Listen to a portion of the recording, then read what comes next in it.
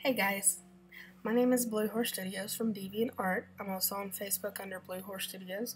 You can call me Blue. Today I was asked to do a tutorial on cutting out your pony, well, or any kind of stock that you need to cut out. So I'm going to do that, and hopefully this will help you out. So first off, I'm going to find my pen tool. The shortcut for that on your keyboard is just simply P, and I'm going to use the pen tool to go around the horse to get closer to the edges and make sure I'm cutting out the background and not chopping off the horse's ear or the horse's nose or even sometimes the horse's leg, which is very, very possible. I have seen it done. Yeah, lost my train of thought. Anyway, so with the pen tool, I really do enjoy using this. I was taught how to use the pen tool actually in one of my college courses. That was probably the only thing that I really learned in that class because I already knew 90% of what the material was. So the pen tool, it really stuck with me. I used to use an eraser. The eraser is fantastic, but with the pen tool, you're guaranteed to get close to the edges and minimal errors. I think that's the word I'm looking for. So yeah, use the pen tool if possible. There are also other different ways. For instance, you can use the brush, and you're probably thinking, Blue, you're crazy, how do I use the brush? Well, use a mask layer. Mask layers are fantastic tools. I enjoy them. I actually use mask layers for the majority of my art, like color changes and markings and things like that. Well, with cutting it out, I would make the horse layer a mask layer and take my brush tool, use a black, and cut, and I want to say paint or erase around the horse.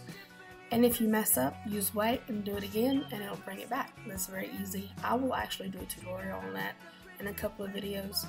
My next one will be details. What you're seeing right now, or what you should be seeing, I actually did this video separate where I'm doing the audio and then, well, I did the video and then I'm doing the audio, so I don't know how this is going to work out. I really can't talk and do something at the same time. Like now I'm holding my drink in my hand waiting for the chance to take a breath and actually take a drink. But I'm so having so much fun talking to you guys. So, lost my train of thought. Anyway, using pen tool, right. So when you're using a pen tool, there are tricks to doing this. Either you can select your tool, put a dot down and drag that dot, and it'll make a little circle thing, or not really a circle, but it'll bend the line. Or you can just do several dots around a corner like I did on I don't know if that's the hock or what, we'll just say it's the ankle. And behind the knee, using a lot of dots guarantees that you're going to be keeping the edge but not have it sharp.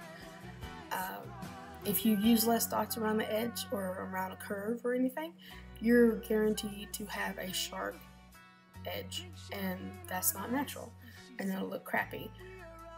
So try to use a lot of dots. You can use less dots going around long areas like straight lines, like this on this leg. It's pretty simple. And if you have a little background left over from cutting out the piece, then that's perfectly fine. You just simply go with the mask layer, like I said before, and to paint those areas out. You can also, on the route where the hooves are, if the hooves are in grass, that's perfectly fine. You're going to be blending anyway. A lot of people say, no, just repaint the hooves. You can do that. Go for it if that's what you want to do. But you're going to be blending anyway, so everything that you paint is going to be blended over, and you're not going to be able to see that detail. So it's just entirely up to you on how much effort you want to put into that. And I'm not saying that this is a shortcut or anything by any means. Just something that will help you in the long run.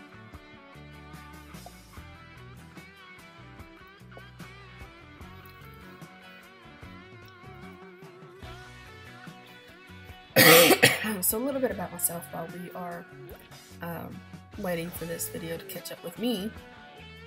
I am 25 years old. I have been working on graphics by myself. I am self-taught for probably about 5 or 6 years, maybe, 4 of which my graphics are actually worth something.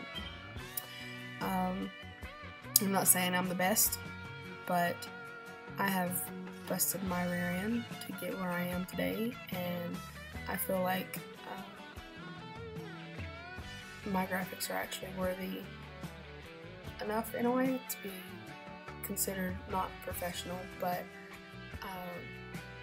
pretty advanced, considering I have not had any classes whatsoever besides that one class in Photoshop, and even then I already knew a lot of the things that was being taught in the material. I was, about 3 years ago, I had met another artist on DeviantArt. Her name is Crystallized Art. She used to go by Navi. She is on Horse Phenomena as well. And she's also on Facebook, but I will not give that out. She's fantastic.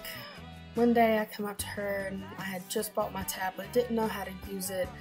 I was getting into CS5, you know, and I says, hey, can you help me out? And she dropped everything, and she really did help me out. She helped me out with painting hair and details, which I already had an idea on details, lighting and background blending, and also Sir Charlie from Horse Phenomena and Charlie from DeviantArt. They're the same people. She really helped me out as well, and those two people are so close to my heart. I am forever grateful for how they helped me. After they did, my graphics took a dramatic turn and became better. I became better. Anyway, here you're going to connect the dot. You're going to right click and choose make selection, and then you're going to, on your keyboard, do Shift Command I, which is inverse, and then press delete. And then Command D, which deselects the material. And then I'm going to add a couple of layers and see if, not a couple, but one layer, paint it black, red, kind of an off red or pink, and white to see if there are any background left over. If there isn't, then it's good to go. So, but anyway, thank you guys so much for watching. I really enjoyed it, and I hope this helps you out in the long run. You guys have a good one.